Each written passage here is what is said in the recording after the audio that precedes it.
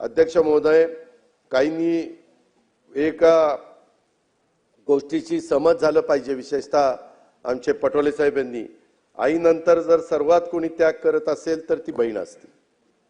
हे तर खरं.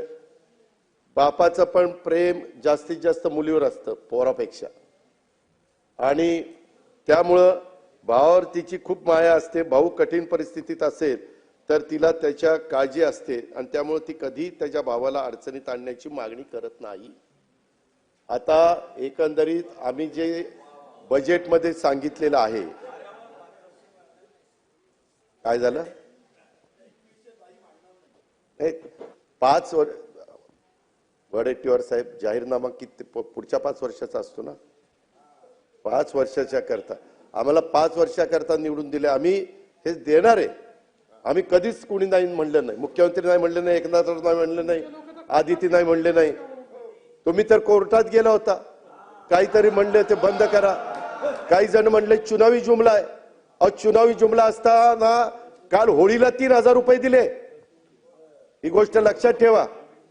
आणि मी सभागृहाला एक गोष्ट सांगू इच्छितो की एकंदरीत ही योजना आणत असताना अध्यक्ष महोदय 2 GR आहेत. पहिला GR निघाला होता, नंतर आम्ही ते 60चं 65 केलं आणि दुसरा GR काढला.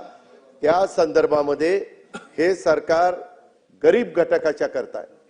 अध्यक्ष महोदय, जी खुरपणीला जाणारी माझी महिला आहे, जी झाडू पोतना करणारी आहे, जी धुणं भांडी करणारी आहे, जी झोपडपट्टीमध्ये राहणारी आहे, जी दिवसभर काही भाजीपाला विकत घेऊन विकते आणि नंतर तिचं कुटुंब चालतं किंवा चूल पेटते, अशांच्या करता ही योजना आहे.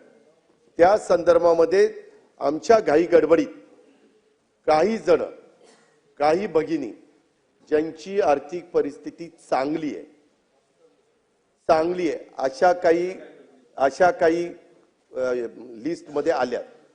आम्ही त्यांना विनंती केलेली. मागे पंतप्रधानांनी पण ज्यांची परिस्थिती चांगली आहे त्यांनी उजाला गॅसचा फायदा घेऊ नये अशा पद्धतीने केलं. लाखो लोकांनी गॅस म्हणजे त्याचा फायदा घेतला नाही. अध्यक्ष महोदय, त्या प्रकारे कधी कधी काही ठिकाणी थोडंसं झालेलं आहे. त्यामध्ये दिलेले पैसे कुणालाही परत घ्यायचे नाहीत. आम्ही कुठल्याही महिलेचे पैसे, भगिनीचे पैसे परत घेणार नाही. ही योजना चालू ठेवणार आहे. या योजनेला जो निधी लागणार आहे तो त्या ठिकाणी देणार आहे.